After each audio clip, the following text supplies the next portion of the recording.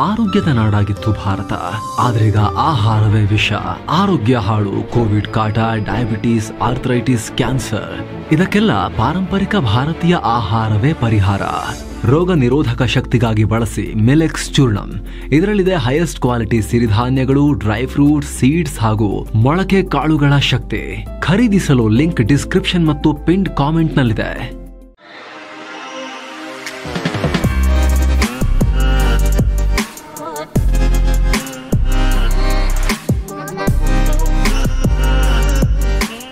Hi friends, ದಿನದ ಎಲ್ಲ ಪ್ರಮುಖ ಸುದ್ದಿಯನ್ನು ನಿಮಗೆ ತಲುಪಿಸೋ mastmaga.comನ ಫುಲ್ ನ್ಯೂಸ್ಗೆ ಸ್ವಾಗತ. ನಾನು ಅಮರ್ ಪ್ರಸಾದ್.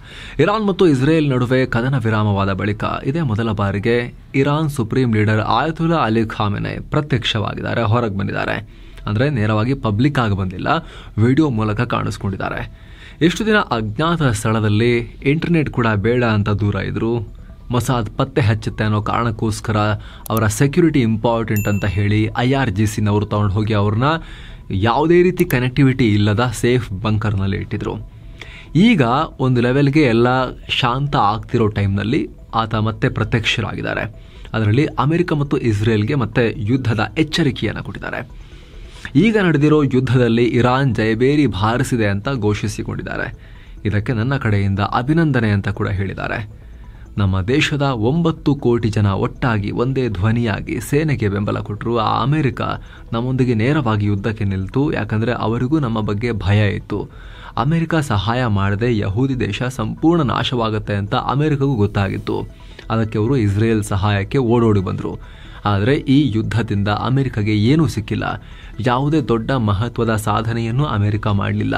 ಆ ಅಮೆರಿಕದ ಅಧ್ಯಕ್ಷ ಸುಮ್ಮನೆ ಮಾತನಾಡ್ತಿದ್ದಾರೆ. ಹಾಗಾಯಿತು ಹೀಗಾಯಿತು ಅಂತ ಎಕ್ಸಾಜರೇಟ್ ಮಾಡಿ ಏನೇನೋ ಹೇಳ್ತಿದ್ದಾರೆ. ನಿಜ ಹೇಳಬೇಕು ಅಂದರೆ ಅಂಥದ್ದೇನೂ ಆಗಿಲ್ಲ. ಸತ್ಯವನ್ನು ತಿರುಚೋಕೆ ಅಮೆರಿಕ ಕತೆ ಕಟ್ತಾ ಇದೆ ಅಂತ ಇದೆಲ್ಲ ಆಯತುಲ್ಲಾ ಅಲಿ ಖಾಮೆನಿ ಹೇಳಿಕೆ ಈ ರೀತಿ ಹೇಳಿದ್ದಾರೆ. ಅಲ್ಲದೆ ನಾವು ಅಮೆರಿಕಗೆ ದೊಡ್ಡ ಪಾಠ ಕಲಿಸಿದ್ದೀವಿ. ಅಮೆರಿಕದ ಅತಿ ದೊಡ್ಡ ಕತರ್ ಏರ್ಬೇಸ್ ಮೇಲೆ ನಾವು ದಾಳಿಯನ್ನು ಮಾಡಿದ್ವಿ. ಅಮೆರಿಕದ ಅಹಂಕಾರಕ್ಕೆ ನಮ್ಮ ಸೇನೆ ಕಪಾಲ ಮೋಕ್ಷ ಮಾಡಿದೆ. ಟ್ರಂಪ್ ಇರಾನ್ಗೆ ಶರಣಾಗುವಂತೆ ಕರೆ ಕೊಟ್ಟರು. ಆದರೆ ಇರಾನ್ ಅದಕ್ಕೆಲ್ಲ ಕೇರ್ ಮಾಡಲಿಲ್ಲ. ಇರಾನ್ನಂಥ ಮಹಾನ್ ದೇಶಕ್ಕೆ ಸರೆಂಡರ್ ಆಗು ಅನ್ನೋದೇ ಒಂದು ಅಪಮಾನ. ಸರೆಂಡರ್ ಅನ್ನೋ ಪದ ನಮ್ಮ ಡಿಕ್ಷನರಿಲೇ ಇಲ್ಲ. ಇರಾನ್ ಶರಣಾಗೋಕೆ ಸಾಧ್ಯನೇ ಇಲ್ಲ ಅಂತ ಫಿಲ್ಮಿಯಾಗಿ ಭಾಷಣ ಮಾಡಿದ್ದಾರೆ. ಅಲ್ಲದೆ ಈ ಅಮೆರಿಕಗೆ ನಾವು ಪರಮಾಣು ಶಕ್ತಿ ಹೆಚ್ಚಿಸಿಕೊಳ್ತೀವಿ ಅನ್ನೋದು ಸಮಸ್ಯೆ ಇಲ್ಲ. ಒಟ್ಟಾರೆ ಅವರಿಗೆ ನಾವು ಸರೆಂಡರ್ ಆಗಬೇಕು ಅನ್ನೋದೇ ದೊಡ್ಡ ಮಹದಾಸೆ. ಒಂದಿನ ಮಾನವ ಹಕ್ಕುಗಳು, ಮತ್ತೊಂದಿನ ಮಹಿಳೆಯರ ಹಕ್ಕುಗಳು, ಇನ್ನೊಂದಿನ ಪರಮಾಣು ಸಮಸ್ಯೆ, ಮತ್ತೊಂದಿನ ಮಿಸೈಲ್ ಸಮಸ್ಯೆ ಅಂತ ದಿನಕ್ಕೊಂದು ಕಾರಣ ಕೊಡ್ತಾ ಇರ್ತಾರೆ ನಮ್ಮನ್ನು ಟಾರ್ಗೆಟ್ ಮಾಡೋಕ್ಕೆ. ನಾವು ಅದನ್ನೆಲ್ಲ ಕೇರ್ ಮಾಡಲ್ಲ. ಈಗಲೂ ಅಮೆರಿಕಾಗೆ ಹೇಳ್ತಾ ಇದ್ದೀನಿ, ಮತ್ತೆ ಅಮೆರಿಕ ಏನಾದರೂ ದಾಳಿ ಮಾಡಿದ್ರೆ ನಾವು ಮಾತ್ರ ಸುಮ್ಮನಿರೋದಿಲ್ಲ. ಮಿಡಲ್ ಈಸ್ಟ್ನಲ್ಲಿರೋ ಅಮೆರಿಕದ ಏರ್ ಬೇಸ್ಗಳ ಮೇಲೆ ಇನ್ನೂ ದಾಳಿ ಮಾಡ್ತೀವಿ. ಇರಾನ್ ದಾಳಿಯಾಗ ಇನ್ನಷ್ಟು ಭೀಕರವಾಗಿರುತ್ತೆ. ಅಮೆರಿಕಗೆ ಅರಗಿಸಿಕೊಳ್ಳಲಾಗದ ಡ್ಯಾಮೇಜ್ ಮಾಡ್ತೀವಿ ಅಂತ ಖಾಮೆನಿ ಹೇಳಿದ್ದಾರೆ. ಈ ಮೂಲಕ ಮತ್ತೆ ಎರಡೂ ಕಡೆಯಿಂದ ಯುದ್ಧದ ಬೆದರಿಕೆ ಬಂದಂಗಾಯಿತು. ಯಾಕಂದರೆ ಇದಕ್ಕೂ ಮುಂಚೆ ಅಮೆರಿಕ ಅಧ್ಯಕ್ಷ ಡೊನಾಲ್ಡ್ ಟ್ರಂಪ್ ಕೂಡ ಇಸ್ರೇಲ್ ಇರಾನ್ ಸದ್ಯಕ್ಕೆ ಸುಸ್ತಾಗಿದ್ದಾವೆ ಅಷ್ಟೇ, ಶೀಘ್ರದಲ್ಲಿ ಪುನಃ ಯುದ್ಧ ಶುರು ಮಾಡ್ಬೋದು ಅವರು ಅನ್ನೋ ಹೇಳಿಕೆ ಕೊಟ್ಟರು. ಈಗ ಲೇಟೆಸ್ಟ್ ಆಗಿ ಅದಾಗ್ತಿದ್ದ ಹಾಗೆ ಖಾಮೆನಿ ಕಡೆಯಿಂದ ಈ ರೀತಿ ಯುದ್ಧದ ಬೆದರಿಕೆ ಬಂದಿದೆ. ಇನ್ನು ಇದೇ ಇಸ್ರೇಲ್ ಇರಾನ್ ಸಂಘರ್ಷದ ಕಾರಣದಿಂದ ಅಲ್ಲಿರೋ ಭಾರತೀಯರನ್ನ ಕಾಪಾಡೋಕ್ಕೆ ಭಾರತ ಆಪರೇಷನ್ ಸಿಂಧು ಹೆಸರಿನ ಕಾರ್ಯಾಚರಣೆ ಶುರು ಮಾಡಿತ್ತಲ್ಲ, ಈ ಕುರಿತು ವಿದೇಶಾಂಗ ಇಲಾಖೆ ಮಾಹಿತಿ ಕೊಟ್ಟಿದೆ. ಇಲ್ಲಿ ತನಕ ಇರಾನ್ನಿಂದ 3400ಕ್ಕೂ ಅಧಿಕ ಜನರನ್ನ ಹಾಗೂ ಇಸ್ರೇಲ್ನಿಂದ 818 ಜನರನ್ನ ಸೇಫ್ ಆಗಿ ಕರ್ಕೊಂಡ್ಬಂದಿದ್ದೀವಿ ಅಂತ ಮಾಹಿತಿ ಕೊಟ್ಟಿದೆ. ಬಹುನಿರೀಕ್ಷಿತ ಆಕ್ಸಿಯೋಮ್ 4 ಮಿಷನ್ ಮೂಲಕ ಭಾರತೀಯ ಗಗನಯಾತ್ರಿ ಶುಭಾಂಶು ಶುಕ್ಲಾ ಸೇರಿ 4 ಗಗನಯಾತ್ರಿಗಳನ್ನು ಹೊತ್ತ ಡ್ರ್ಯಾಗನ್ ಕ್ರೂ ಮಾಡ್ಯೂಲ್ ISSಗೆ ಯಶಸ್ವಿಯಾಗಿ ಡಾಕ್ ಆಗಿದೆ. ಡಾಕ್ ಆಗೋದಂದರೆ ಈ ಕ್ರೂ ಇದ್ದ ಮಾಡ್ಯೂಲ್ ಹೋಗಿ ಅದಕ್ಕೆ ISSಗೆ ಅಟ್ಯಾಚ್ ಆಗಿದೆ. ಬರೋಬ್ಬರಿ 28 ಗಂಟೆಗಳ ನಿರಂತರ ಪ್ರಯಾಣದ ನಂತರ ಡಾಕ್ ಮಾಡಲಾಗಿದೆ. 4 ಗಗನಯಾತ್ರಿಗಳು ISS ಒಳಗೆ ಪ್ರವೇಶ ಮಾಡಿದ್ದಾರೆ. ಈ ಮೂಲಕ ಶುಭಾಂಶು ಶುಕ್ಲಾ ಹೊಸ ಹಿಸ್ಟ್ರಿಯನ್ನು ಕ್ರಿಯೇಟ್ ಮಾಡಿದ್ದಾರೆ. ISSಗೆ ಹೋದ ಮೊದಲ ಭಾರತೀಯ ಮತ್ತು ಸ್ಪೇಸ್ ಟ್ರಾವೆಲ್ ಮಾಡಿದ 2ನೇ ಭಾರತೀಯ ಅನ್ನೋ ಹೆಗ್ಗಳಿಕೆಗೆ ಪಾತ್ರರಾಗಿದ್ದಾರೆ. ಈ ಮಿಷನ್ ಮೂಲಕವೇ ಪೋಲ್ಯಾಂಡ್ ಮತ್ತು ಹಂಗೇರಿಯ ಗಗನಯಾತ್ರಿಗಳು ಕೂಡ ಮೊದಲ ಬಾರಿಗೆ ISS ತಲುಪಿದ್ದಾರೆ. ಇನ್ನು ಮುಂದಿನ 14 ದಿನ ISSನಲ್ಲಿರೋ ಈ ಗಗನಯಾತ್ರಿಗಳು ಬಯಾಲಜಿ, ಫಿಸಿಯಾಲಜಿ, ಹ್ಯೂಮನ್ ಹೆಲ್ತ್ ಸೇರಿ ವಿವಿಧ ಪ್ರಯೋಗಗಳನ್ನು ನಡೆಸ್ತಾರೆ. ಈ ಮಿಷನ್ ನಲ್ಲಿ ಪ್ರಯೋಗ ನಡೆಸುವ ಉದ್ದೇಶಕ್ಕಾಗಿಯೇ ಧಾರವಾಡ ಕೃಷಿ ವಿಶ್ವವಿದ್ಯಾಲಯ ಮೆಂತೆ ಬೀಜಗಳನ್ನು ಕಳಿಸ್ಕೊಟ್ಟಿದೆ. ಇವುಗಳನ್ನ ಸ್ಪೇಸ್ ನಲ್ಲೇ ಮೊಳಕೆ ಒಡಿಸಿ ವಾಪಸ್ ಭೂಮಿಗೆ ತಂದು ಇಲ್ಲಿ ಅದರ ಮೇಲೆ ಸ್ಟಡಿ ಮಾಡಲಾಗುತ್ತೆ. ಸ್ಪೇಸ್ ನಲ್ಲಿ ಇದು ಹೆಂಗ್ ಮೊಳಕೆ ಹೊಡೆದಿದೆ ಅಂತ. ಗಂಟೆಗೆ ಸಾವಿರಾರು ಕಿಲೋಮೀಟರ್ ವೇಗದಲ್ಲಿ ಸುತ್ತೋ ಸ್ಪೇಸ್ ಕ್ರಾಫ್ಟ್ ISSಗೆ ಹೇಗೆ ಡಾಕ್ ಆಯಿತು ಅಂತ ನೋಡೋದಾದ್ರೆ, ಮೊದಲಿಗೆ ಭೂಮಿಯಿಂದ ರಾಕೆಟ್ ಫೈರ್ ಮಾಡಿದಾಗ ಅದರ ತುದಿಲಿತ್ತಲ್ಲ ಕ್ರೂ ಮಾಡ್ಯೂಲ್, ಸ್ಪೇಸಿಗೆ ಹೋಗ್ತಾ ಹೋಗ್ತಾ ರಾಕೆಟ್ ಬೇರೆ ಆಗುತ್ತೆ. ಕ್ರೂ ಮಾಡ್ಯೂಲ್ ಇರುತ್ತಲ್ಲ ಅದನ್ನ ISS ಕಕ್ಷೆಗೆ ತಗೊಂಡು ಹೋಗಿ ಸುತ್ತೋಡಿಸಲಾಯಿತು. ಆ ಮಾಡ್ಯೂಲ್ನ ಔಟ್ಸೈಡ್ ಹ್ಯಾಚ್ ಅಂದ್ರೆ ಕ್ಯಾಪ್ಸೂಲ್ ಹೊರಗಡೆಯ ಡೋರ್ ಅನ್ನ ಓಪನ್ ಮಾಡಿ ISS ಕಕ್ಷೆಯಲ್ಲಿ ಸುತ್ತಿಸಲಾಗಿತ್ತು. ನಂತರ ಥ್ರಸ್ಟರ್ ಬಳಸಿ ವೇಗವನ್ನು ಹೆಚ್ಚಿಸ್ತಾ ISSನ ಸ್ಪೀಡ್ಗೆ ಅಂದರೆ ಪ್ರತಿ ಸೆಕೆಂಡ್ಗೆ 8 ಕಿಲೋಮೀಟರ್ ವೇಗ, ಪ್ರತಿ ಸೆಕೆಂಡ್ಗೆ 8 ಕಿಲೋಮೀಟರ್ ವೇಗದಲ್ಲಿ ಸುತ್ತಿಸಲಾಯಿತು. ಮತ್ತೆ ಥ್ರಸ್ಟರ್ ಯೂಸ್ ಮಾಡಿ ISSನ 400 ಮೀಟರ್ ಹತ್ತಿರಕ್ಕೆ ತಗೊಂಡು ಹೋಗಿದ್ರು. ಆಮೇಲೆ ISSನ ಡಾಕಿಂಗ್ ಪೋರ್ಟ್ಗೆ ಮುಖ ಮಾಡಿ 220 ಮೀಟರ್ ದೂರದಲ್ಲಿ ಈ ಮಾಡ್ಯೂಲನ್ನು ಸುತ್ತಿಸಲಾಗಿತ್ತು. ನಂತರ ಮಾಡ್ಯೂಲ್ನ ಹಿಂಭಾಗದ ಥ್ರಸ್ಟರ್ನ ಬಳಸಿ 20 ಮೀಟರ್ ಹತ್ತಿರಕ್ಕೆ ಮೂವ್ ಮಾಡಲಾಗಿತ್ತು. ನಂತರ ಸೆಕೆಂಡ್ಗೆ ಕೆಲವೇ ಸೆಂಟಿಮೀಟರ್ ಅಷ್ಟು ವೇಗವನ್ನು ಇನ್ಕ್ರೀಸ್ ಮಾಡ್ತಾ ISSಗೆ ಹೋಗಿ ನಿಧಾನಕ್ಕೆ ಡಾಕ್ ಮಾಡಲಾಯಿತು.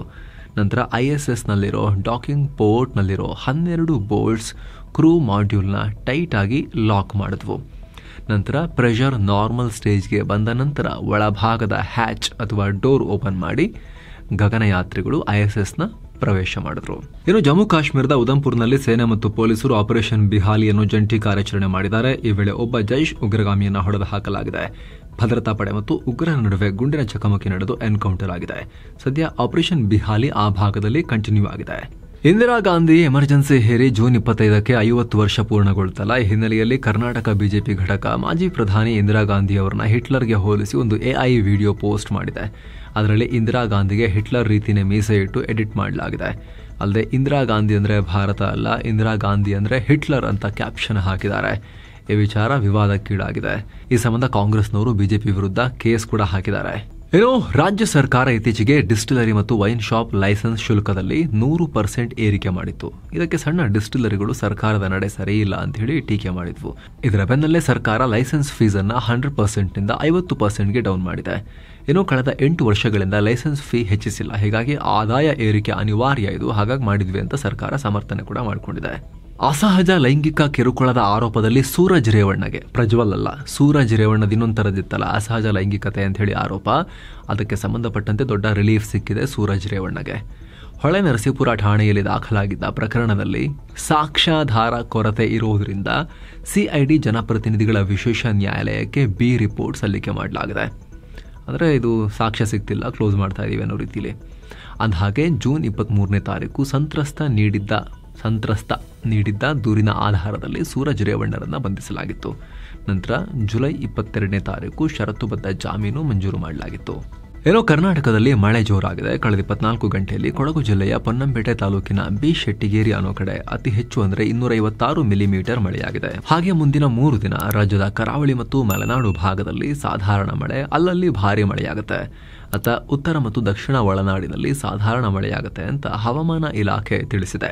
ಹೀಗಾಗಿ ಶಿವಮೊಗ್ಗ, ಹಾಸನ, ಚಿಕ್ಕಮಗಳೂರು, ಬೆಳಗಾವಿ, ಉತ್ತರ ಕನ್ನಡ, ದಕ್ಷಿಣ ಕನ್ನಡ, ಉಡುಪಿ ಜಿಲ್ಲೆಗಳಿಗೆ ಆರೆಂಜ್ ಅಲರ್ಟ್ ಘೋಷಿಸಲಾಗಿದೆ.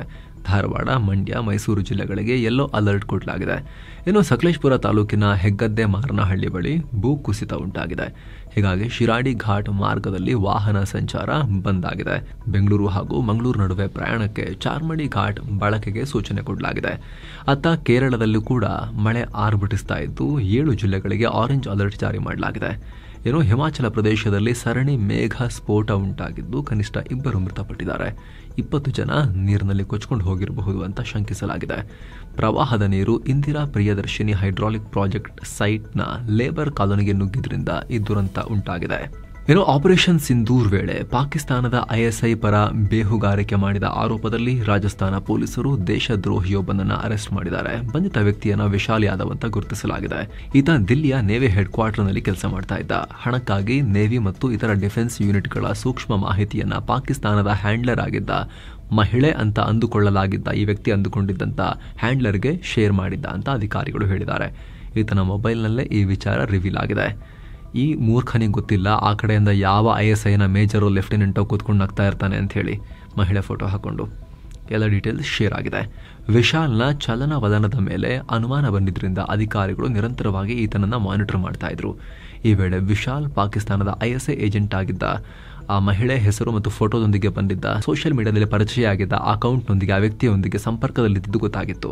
ಪ್ರಿಯಾ ಶರ್ಮಾ ಹೆಸರಲ್ಲಿ ಪರಿಚಯ ಆಗಿದ್ದ ಆ ಅಕೌಂಟ್ ಈತನಿಂದ ರಾಷ್ಟ್ರೀಯ ಭದ್ರತೆ ಮತ್ತು ಸ್ಟ್ರಾಟಜಿಗೆ ಮುಖ್ಯವಾಗಿರೋ ಗೌಪ್ಯ ಮಾಹಿತಿಯನ್ನ ಪಡ್ಕೊಳ್ತಾ ಇತ್ತು. ಅದಕ್ಕೆ ಪ್ರತಿಯಾಗಿ ಹಣವನ್ನ ಕೂಡ ಆ ಕಡೆಯಿಂದ ಪೇಮೆಂಟ್ ಮಾಡಲಾಗಿತ್ತು ಅಂತ ಅಧಿಕಾರಿಗಳು ಹೇಳಿದ್ದಾರೆ. ಮುಸ್ಲಿಂ ಸಮುದಾಯದ ವಿಚ್ಛೇದನ ಕುರಿತಂತೆ ತೆಲಂಗಾಣ ಹೈಕೋರ್ಟ್ ದೊಡ್ಡ ಆದೇಶ ಹೊರಡಿಸಿದೆ. ಮುಸ್ಲಿಂ ಮಹಿಳೆಯರು ಖುಲಾ ಮೂಲಕ ವಿಚ್ಛೇದನ ಪಡೆಯೋಕೆ ಪತಿಯಿಂದ ಪರ್ಮಿಷನ್ ಪಡೆಯುವ ಅಗತ್ಯ ಇಲ್ಲ ಅಂತ ತೀರ್ಪು ಕೊಟ್ಟಿದೆ. ನ್ಯಾಯಮೂರ್ತಿಗಳಾದ ಎಂ ರಾಜಶೇಖರ್ ರೆಡ್ಡಿ ಮತ್ತು ಎಂ ಲಕ್ಷ್ಮಣ್ ಅವರ ದ್ವಿಸದಸ್ಯ ಪೀಠ ಈ ಆದೇಶ ಹೊರಡಿಸಿದೆ. ಮುಸ್ಲಿಮರ ವೈಯಕ್ತಿಕ ಕಾನೂನು ಅಡಿಯಲ್ಲಿ ಖುಲಾ ಅಂದ್ರೆ ಮಹಿಳೆಯರಿಗೆ ಕೊಡಲಾಗಿರೋ ಹಕ್ಕು. ಈ ಪುರುಷರು ತಲಾಖ್ ಹೇಳೋ ತರ ಮಹಿಳೆಯರು ಖುಲಾ ಹೇಳ್ಬೋದು. ಆದ್ರೆ ಮುಸ್ಲಿಂ ಮಹಿಳೆಯರು ಡಿವೋರ್ಸ್ ಪಡಿಬೇಕು, ಖುಲಾ ಮಾಡಬೇಕು ಅಂದ್ರೆ ನೇರವಾಗಿ ಖುಲಾ ಮಾಡೋಕೆ ಅವಕಾಶ ಇರಲಿಲ್ಲ. ಮೊದಲು ಅವರು ಮದುವೆ ವೇಳೆ ತಮ್ಮ ಪತಿ ಕೊಟ್ಟಿದ್ದ ಮೆಹರ್ ಅಂದ್ರೆ ಹಣ ಅಥವಾ ಬೆಲೆಬಾಳೋ ಉಡುಗೊರೆಯನ್ನ ವಾಪಸ್ ಕೊಡಬೇಕು. ನಂತರ ಇದಕ್ಕೆ ಪತಿ ಒಪ್ಪಿಗೆ ಕೊಡಬೇಕು. ಒಪ್ಪಿಗೆ ಕೊಟ್ಟ ಮೇಲೇನೆ ಮುಸ್ಲಿಂ ಮಹಿಳೆ ವಿಚ್ಛೇದನಕ್ಕೆ ಮುಂದಾಗಬಹುದು. ಆ ರೀತಿ ಕಠಿಣ ನಿಯಮಗಳಿದ್ವು. ಆದ್ರೀಗ ಈ ಖುಲಾ ಪ್ರಕ್ರಿಯೆಯಲ್ಲಿ ಪತಿಯ ಒಪ್ಪಿಗೆ ಪಡೋ ಅಗತ್ಯ ಇಲ್ಲ ಅಂತ ತೆಲಂಗಾಣ ಹೈಕೋರ್ಟ್ ತೀರ್ಪನ್ನ ಪ್ರಕಟಿಸಿದೆ. ಅಹಮದಾಬಾದ್ ಏರ್ ಇಂಡಿಯಾ ವಿಮಾನ ದುರಂತ ಪ್ರಕರಣಕ್ಕೆ ಸಂಬಂಧಪಟ್ಟಂತೆ ಬ್ಲಾಕ್ ಬಾಕ್ಸ್ ಡೇಟಾ ರಿಕವರ್ ಮಾಡಿ ಡೌನ್ಲೋಡ್ ಮಾಡಲಾಗಿದೆ. ಏರ್ಕ್ರಾಫ್ಟ್ ಆಕ್ಸಿಡೆಂಟ್ ಇನ್ವೆಸ್ಟಿಗೇಷನ್ ಬ್ಯೂರೋ ಲ್ಯಾಬ್ನಲ್ಲಿ ಮೆಮರಿ ಮಾಡ್ಯೂಲ್ ಆಕ್ಸೆಸ್ ಮಾಡಿ ಡೇಟಾನ ಈಗ ಡೌನ್ಲೋಡ್ ಮಾಡಲಾಗಿದೆ. ಸದ್ಯ ಕಾಕ್ಪಿಟ್ ವಾಯ್ಸ್ ರೆಕಾರ್ಡರ್ CVR ಮತ್ತು ಫ್ಲೈಟ್ ಡೇಟಾ ರೆಕಾರ್ಡರ್ FTR ಡೇಟಾನ ಚೆಕ್ ಮಾಡಲಾಗ್ತಾ ಇದೆ. ಒಂದು ವಿಮಾನ ಅಪಘಾತಕ್ಕೀಡಾದಾಗ ಅದನ್ನ ತನಿಖೆ ಮಾಡೋಕೆ ಬ್ಲಾಕ್ ಬಾಕ್ಸ್ ನಲ್ಲಿರೋ ಡೇಟಾ ತುಂಬಾ ಇಂಪಾರ್ಟೆಂಟ್. ಇಡೀ ವಿಮಾನ ಪತನ ಆಗಿ ಎಲ್ಲ ನಾಶ ಆದಾಗ ಹೇಳೋಕೆ ಯಾರು ಉಳ್ಕೊಳ್ದೇ ಇದ್ದಾಗ ಏನೇನಾಗಿತ್ತು, ಕಡೆಗಳಿಕೆಯಲ್ಲಿ ಏನೇನು ಕನ್ವರ್ಸೇಷನ್ ಆಗಿತ್ತು, ಏನು ಕಾರಣ ಇರಬಹುದು ಅಪಘಾತಕ್ಕೆ, ಎಲ್ಲವೂ ಕೂಡ ಇದರಲ್ಲಿ ಸ್ಟೋರ್ ಆಗಿರುತ್ತೆ. ಸೇಫ್ ಆಗಿರೋ ರೀತಿಯಲ್ಲೇ ಈ ಬ್ಲ್ಯಾಕ್ ಬಾಕ್ಸ್ನ ಡಿಸೈನ್ ಮಾಡಲಾಗಿರುತ್ತೆ. ಸೊ ಈ ದುರಂತದ ತನಿಖೆಗೆ ಸಂಬಂಧಪಟ್ಟಂತಿದ್ದು ಬಹಳ ಕ್ರೂಷಿಯಲ್ ವಿಚಾರ. ಒಂದು ಇಂಪಾರ್ಟೆಂಟ್ ಘಟ್ಟಕ್ಕೆ ಬಂದಿದೆ ಈಗ. ಆರಂಭದಲ್ಲಿ ಇದು ಸಂಪೂರ್ಣ ಸುಟ್ಟು ಹೋಗಿದ್ದ ಕಾರಣ ಅಮೆರಿಕಕ್ಕೆ ತಗೊಂಡು ಹೋಗಬೇಕಾಗಿ ಬರಬಹುದು ಅನ್ನೋ ಮಾಹಿತಿ ಎಲ್ಲ ಇತ್ತು. ಆದ್ರೆ ಈಗ ಫೈನಲಿ ಇಲ್ಲೇ ಡೇಟಾವನ್ನ ಆಕ್ಸೆಸ್ ಮಾಡಲಾಗಿದೆ. ಏನೋ ಮಹತ್ವದ ಬೆಳವಣಿಗೆಯಲ್ಲಿ ಕೇಂದ್ರ ಸರ್ಕಾರ ಈ ವಾರದ ಆರಂಭದಲ್ಲಿ ಜಮ್ಮು ಕಾಶ್ಮೀರಕ್ಕೆ 10,637 ಕೋಟಿ ಮೌಲ್ಯದ 19 ಮೇಜರ್ ರೋಡ್ ಮತ್ತು ಟನಲ್ ಯೋಜನೆಗಳನ್ನು ಸ್ಯಾಂಕ್ಷನ್ ಮಾಡಿದೆ. ಇದರಲ್ಲಿ 2 ಟನಲ್ ಮತ್ತು 2 ರೋಡ್ ಪ್ರಾಜೆಕ್ಟ್ಸ್ ಸ್ಟ್ರಾಟಜಿಕ್ ಕಾರಣಗಳಿಂದ ಗಮನ ಸೆಳೆದಿವೆ. ಪಿರ್ಕಿ ಗಲಿ ಮತ್ತು ಸಾಧನಾ ಟನಲ್ಗಳು ಆಲ್ ವೆದರ್ ಕನೆಕ್ಟಿವಿಟಿಯನ್ನು ಒದಗಿಸಲಿವೆ. ಪಿರ್ಕಿ ಗಲಿ ಟನಲ್ 9 ಕಿಲೋಮೀಟರ್ ಉದ್ದವಾಗಿದ್ದು NH 701A ನಲ್ಲಿ ಪೂಂಚ್ ಜಿಲ್ಲೆಯ ಬುಫ್ಲಿಯಾಜ್ನಿಂದ ಶೋಪಿಯಾನ್ಗೆ ಸಂಪರ್ಕ ಕೊಡುತ್ತೆ. ಇನ್ನು ಸಾಧನಾ ಟನಲ್ 7 ಕಿಲೋಮೀಟರ್ ಉದ್ದ. ಇದು NH 701 ನಲ್ಲಿ ಕುಪ್ವಾರದಿಂದ ಕರ್ನಾಹ್ ಅನ್ನೋ ಪ್ರದೇಶಕ್ಕೆ ಸಂಪರ್ಕ ಕಲ್ಪಿಸುತ್ತೆ. ಅಮೆರಿಕದ ಮೇಯರ್ ಚುನಾವಣೆಯಲ್ಲಿ ಜೊಹ್ರಾನ್ ಮಮ್ದಾನಿ ಅನ್ನೋ ಭಾರತೀಯ ಮೂಲದ ವ್ಯಕ್ತಿ ಗೆದ್ದು ಇನ್ನೇನು ಮೇಯರ್ ಆಗೋಕೆ ಹತ್ತಿರದಲ್ಲಿದ್ದಾರೆ. ಇದು ಅಂತಾರಾಷ್ಟ್ರೀಯ ಮಟ್ಟದಲ್ಲಿ ತೀವ್ರ ಚರ್ಚೆ ಕಾರಣ ಆಗಿದೆ. ಟ್ರಂಪ್ ಬಾಯಿಗೆ ಬಂದಂಗೆ ಬೈದಿದ್ದಾರೆ ಇವರಿಗೆ. ನಿಮ್ಗೆ ಸುತ್ತು ಜಗತ್ತಲ್ಲೂ ಮಾಹಿತಿಯನ್ನ ಕೊಟ್ಟಿದ್ವಿ. ಆದರೆ ವಿಶೇಷ ಅಂದರೆ ನಮ್ಮ ದೇಶದಲ್ಲೂ ಈತನ ವಿರುದ್ಧ ಪಕ್ಷಾತೀತವಾಗಿ ಕಾಂಗ್ರೆಸ್ BJP ಎಲ್ಲ ಸೇರ್ಕೊಂಡು ಟೀಕೆ ಮಾಡ್ತಿದ್ದಾರೆ. ಕಾಂಗ್ರೆಸ್ನ ಅಭಿಷೇಕ್ ಮನು ಸಿಂಘ್ವಿ ಈ ಮಮ್ದಾನಿ ಬಾಯಿ ತೆಗೆದರೆ ಪಾಕ್ ಪರವಾಗಿ ಮಾತನಾಡ್ತಾರೆ. ಭಾರತದ ಶತ್ರುಗಳೊಂದಿಗೆ ಸಂಬಂಧ ಹೊಂದಿರೋರು ಭಾರತಕ್ಕೆ ಅವಶ್ಯಕತೆ ಇಲ್ಲ ಅಂತ ಹೇಳಿದ್ದಾರೆ. ಈತ ಮಾತಾಡೋಕೆ ಶುರು ಮಾಡಿದ್ರೆ ಪಾಕಿಸ್ತಾನದ PR ಏಜೆನ್ಸಿಯವರೇ ಬಾಯಿ ಮುಚ್ಕೊಂಡು ಒಂದು ದಿವಸ ರಜೆ ತಗೋಬೇಕು, ಇವನೇ ಚೆನ್ನಾಗಿ ಮಾತಾಡ್ತೀಯ, ನಾವು ರಜೆ ತಗೊಳ್ಳೋಣ ಅಂತ ಹೇಳಿ ಆ ಲೆವೆಲ್ಗೆ ಪಾಕ್ ಪರ ಇದ್ದಾನೆ ಈತ ಅಂತ ಹೇಳಿ ಹೇಳಿಕೆಯನ್ನು ಕೊಟ್ಟಿದ್ದಾರೆ. ಈತ BJP ಸಂಸದೆ ಕಂಗನಾ ರನೌತ್ ಕೂಡ ಈತನ ಪೋಷಕರು ಬೆಸ್ಟ್ ಫಿಲ್ಮ್ ಮೇಕರ್ ಆಗಿದ್ರು. ಈತನ ತಾಯಿ ಮೀರಾ ನಾಯರ್ ಪದ್ಮಶ್ರೀ ಕೂಡ ತಗೊಂಡಿದ್ರು. ಆದರೆ ಈತ ಭಾರತೀಯ ಮೂಲ ಆದ್ರೂ ಈತನ ಮಾತು ಪಾಕಿಸ್ತಾನಿಗಿಂತ ಹೆಚ್ಚು ಸೌಂಡ್ ಮಾಡುತ್ತೆ. ಈಗ ಈತ ಹಿಂದೂಯಿಸಂನೇ ಅಳಿಸೋಕೆ ರೆಡಿ ಆಗಿದ್ದಾರೆ.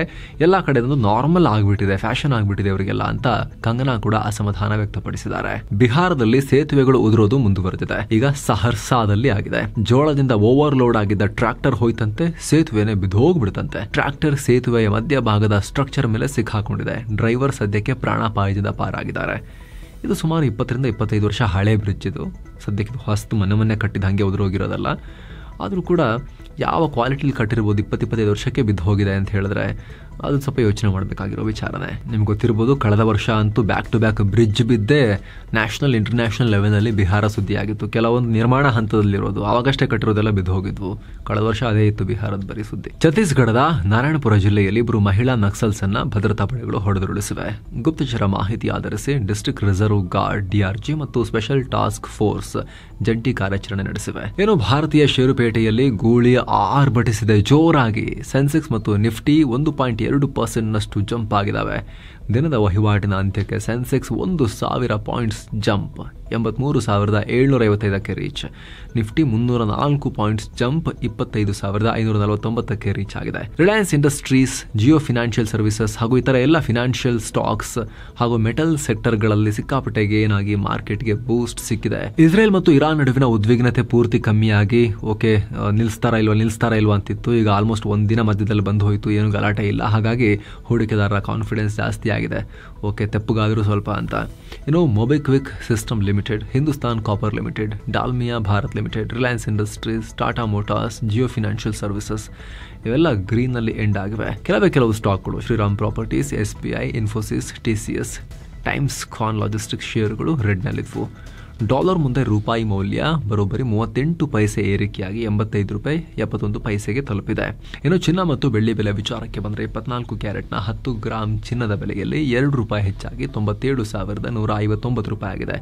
22 ಕ್ಯಾರೆಟ್ನ 10 ಗ್ರಾಂ ಚಿನ್ನದ ಬೆಲೆಯಲ್ಲಿ $2 ಹೆಚ್ಚಾಗಿ $89,000 ಆಗಿದೆ. 1 ಕೆಜಿ ಬೆಳ್ಳಿ ಬೆಲೆಯಲ್ಲಿ $1,950 ಹೆಚ್ಚಾಗಿ $1,07,150 ಆಗಿದೆ. ಸೊ ಫ್ರೆಂಡ್ಸ್, ಇದಾಗಿತ್ತು ಇವತ್ತಿನ ಫುಲ್ ನ್ಯೂಸ್. ನಾವು ಕೊಯ್ದಿಲ್ಲ, ಎಳೆದಿಲ್ಲ, ಕಿರ್ಚಾಡಿಲ್ಲ, ಬರೀ ಸುದ್ದಿ ರೀತಿಯಲ್ಲಿ ನಿಮಗೆ ತಲುಪಿಸೋ ಪ್ರಯತ್ನವನ್ನು ಮಾಡಿದ್ದೇವೆ. ನಮ್ಮ ಈ ಪ್ರಯತ್ನ ನಿಮಗೆ ಇಷ್ಟ ಆಗ್ತಾ ಇದ್ರೆ ದಯವಿಟ್ಟು mastmaga.com ಚಾನಲ್ಗೆ ಸಬ್ಸ್ಕ್ರೈಬ್ ಮಾಡಿ, ಪಕ್ಕದ ಬೆಲ್ ಐಕಾನ್ ಮೇಲೆ ಕ್ಲಿಕ್ ಮಾಡೋದನ್ನು ಯಾವುದೇ ಕಾರಣಕ್ಕೂ ಮರಿಬೇಡಿ. Thank you so much. ಮತ್ತೆ ಭೇಟಿ ಆಗ್ತಿರೋಣ. ನಮಸ್ತೆ.